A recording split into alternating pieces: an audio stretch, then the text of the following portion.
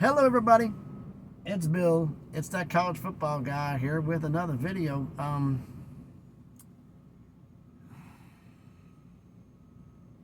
There are a lot of knuckleheads going on right now in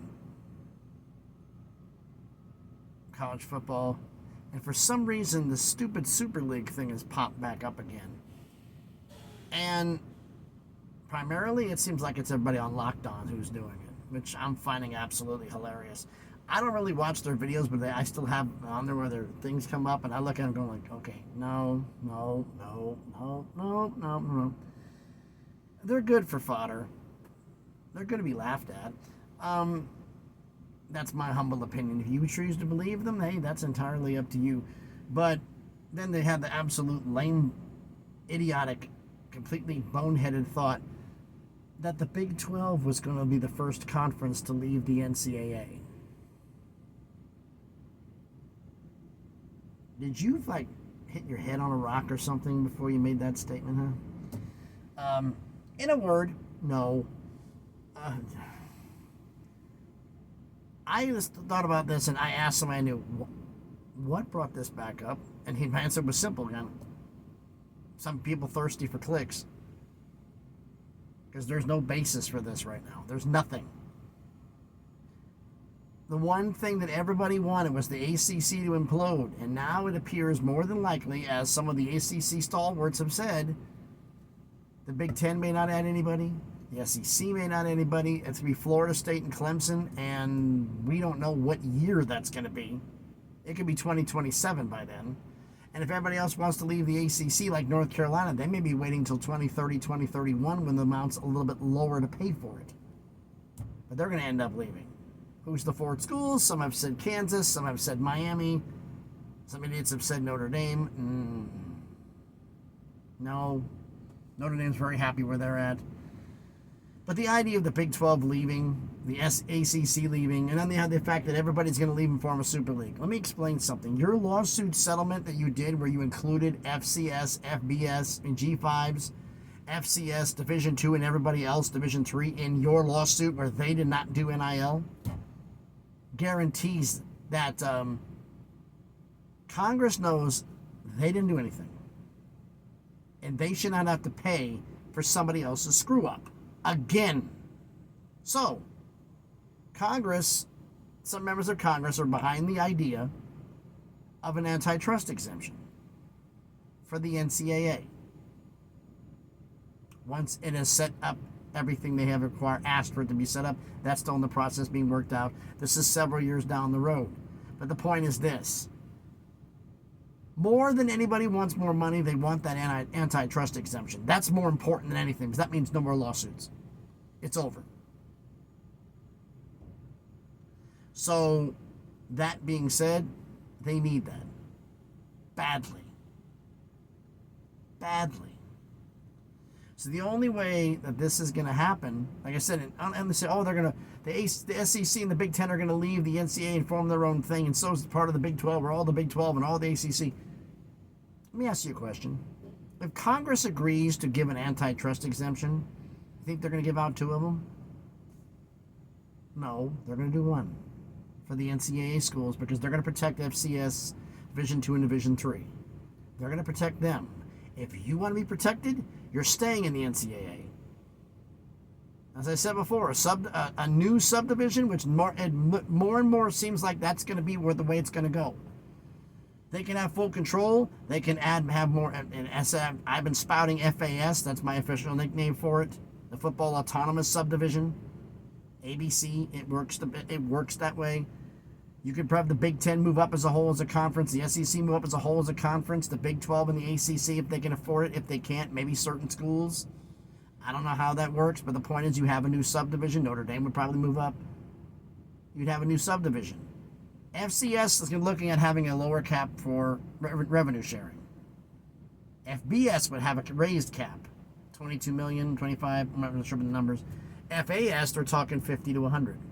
And since the Big Ten and the SEC be calling the shots, that's what they're going to get. And they can write their own rules. Now, how this goes, We will see. But the point is like, no.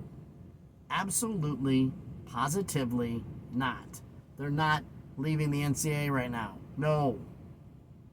Oh, they're going to do it in 6 months. They may not do it in 60 years. If they get the antitrust exemption, why do they have to leave? They don't. They can just rewrite the rules. New subdivision within Division 1. That simple. That easy. Or if they want to, they can create Division A above Division 1 and have a new division. The problem is they wouldn't be able to get into the NCAA tournament. It'd be a separate tournament with only those schools in it. And the other tournament, because the mid-majors are a hell of a lot tougher. And then you have the Big East, who is a power conference. I'm going to get into something about the Big East. The Big East Basketball Conference. Their contract is ending soon, a 12-year, $500 million deal. There's only 11 schools in the Big East, which means they're getting $3.788 million per school per year. A little under $4 million, almost what the Mountain West gets. All because of UConn. Then they're getting a raise. It could possibly be up to 5.5. How much of that money is because of UConn? A lot. ACC fans, you still don't think they're going to add some value? Even at a half share, they'd more than pay for it. Because besides UConn in the Big East, who else is there? St. John's? Maybe facing NCAA sanction soon? Who else? Seriously, who else?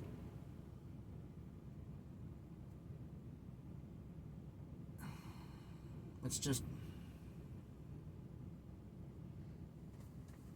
But seriously, the ACC fans I got on this channel, I'm seriously want to know your considerations on this.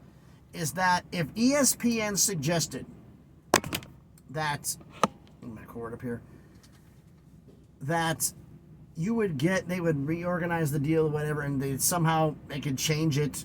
This is just a wish scenario, hopeful scenario, but if they did it, they would add more money to your deal per year than you have now. If you added 2 schools and one of them had to be UConn, would you do it? Logic says yes. I'm asking all of you what it is. And my little thing, this is going to be a shorter video than the ones I normally do. I've been doing a thing on Twitter X lately where I basically go through every day and list what college stadiums I pass and go by, or go in the city that they exist in, because sometimes I literally don't go by them, and ask y'all which is the tougher one.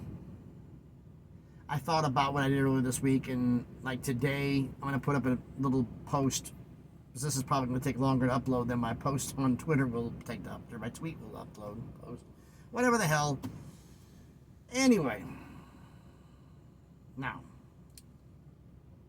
it's like today I had to take the back way into here, and where did I spend the night at? Spent the night in upstate Texas, just across the Arkansas border, just past Texarkana, and headed south and missed a lot of major cities, but the schools that I passed on the way here, I only passed 2 today. Austin, Texas, which is the Texas Longhorns, and San Antonio, the UTSA Roadrunners. I don't think we have to ask which school ends up being better. That's kind of a safe one. I've been doing that on Twitter for everybody, asking who the schools I go through, and at the end of the week on the roundup show, on Friday, I'm going to list all the schools on the week that I went through, kind of a little extra something, and rank them, and if you agree or disagree. So you want to know the rest of the ones? I'm going to put up the ones I did before I had them when I went up to Illinois, and what I passed on the way up there, because I passed a few schools on the way up there too, on Sunday and on Monday, and then I did yesterday's one and Wednesday's one. So I'm going to do Sundays and Mondays up on separate tweets, and today's as well. And then tomorrow, going back up again. I'm not going to count the same school twice. If I've already done it, it doesn't count. But I'll be going back through Waco, Scotty. That means Baylor will be on the list for tomorrow. So we'll do that. It's like I said, this is a pretty short video on this one. This was just me getting pissed off at the idiocy that's going around about the Super League nonsense coming back from the dead.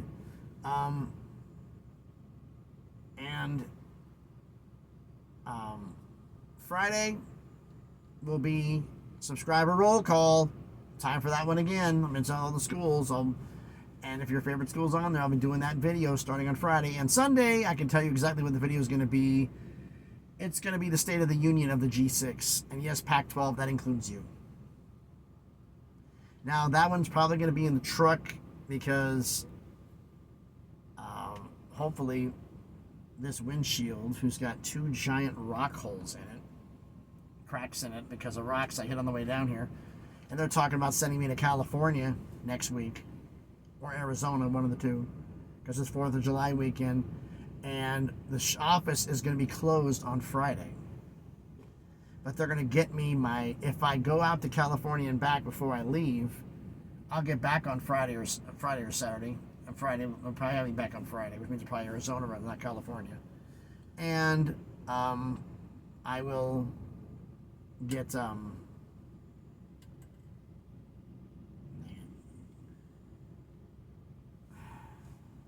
I'll be finding out what I do the following week on Wednesday before they leave, because there won't be anybody on Friday to tell me. So, yeah, working a week's ahead. But, yeah, they got to do some repair work on the truck and whatnot.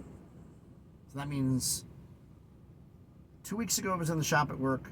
Last week it was in this past weekend it was in the 2 weekends ago it was in the shop for work. This past weekend it was in the shop for work. It is in the weekend during the week because of 3 sensors, engine differential. I forgot what he said with the second with the transmission, and then there was a sensor in regards to the dashboard, which is a factory recall, and it caused the dash to short out, and you wouldn't be able to see it. It's a completely digital dash. And when I bring it back in, they got to replace the windshield. Yeah, it's a lot of electrical issues right now. But anyway, why don't you think about everything I said down in the comments. So thanks everybody for watching, listening to me babble. If you haven't done it already, do me a favor, smash the like button, hit the thumbs up. It helps with the algorithm, helps the video be seen by more people. Comment on the video. Do you believe? I believe the fact that a Super League is not going to form, and I do believe the fact if they do form a Super League, the Super League will not get antitrust exemption. The NCAA schools will first. Because there are a lot of the people from Congress are pissed off about what happened to them, and they want to protect them. And basically would punish everybody else, which it seems like what they're in the mood of doing these days. Let me know what you think about that, about the Super League in general. I don't think we have to agree, but you can let me know who you think would bid better, Austin or UTSA. That's the 2 schools for today. And anything else you want to shout out in the comments? You want to shout out in the comments, please do so. Share the video if you want to. If you haven't done it already, I appreciate all the new subscribers, but if you haven't subscribed, if you've already subscribed to the channel, thank you so very much for doing so. I greatly appreciate it. If you haven't subscribed already, go ahead and check out some of the other videos I've done. And if you like them, go ahead and subscribe to the channel. Just past 600 subscribers, slowly on the crawl up to 1K. Starting to get some things happen. Follow me on X, Twitter. Like I said, I do every day. I'm driving now. I've decided to do is I'm going to list the universities I go by as part of my other daily posts go through, plus, updating other things that happen on there. Being more active. I've been yelled at for not being active. Do that is on there. We'll do the roundup on that on Sunday. Keeping you guys interactive. Like I said, subscriber roll call on Friday. You'll hear about that on Friday. So then, thanks. Subscribe to the channel. Like, comment, share, subscribe. Follow me on X, Twitter. Thank you, everybody, for watching this video. I appreciate it if you stayed all the way to the end. It is hot. It's 102 here outside of Laredo. I got the sun beaming in on me because, as you all know, if I leave the engine running, you can't hear me. So, did this like this, so we're going to get this going. So again, thanks everybody for watching. I hope everybody's having a great Wednesday. At least I believe it's Wednesday. My brain isn't totally dead, is it? Yeah, it's Wednesday. Because, yeah, no more driving today, all day Thursday, and then half a day Friday just to get back home. Like I said, 1,080 miles. At most, I'm going to drive 700 miles tomorrow. So it's still going to be 380, 5-6 hours tomorrow. If I drive only 600, it's going to be 7-8 hours tomorrow. 7-8 hours on Friday. So again, thanks everybody for watching. Hope you're having a great day. Stay cool, and please be good to each other.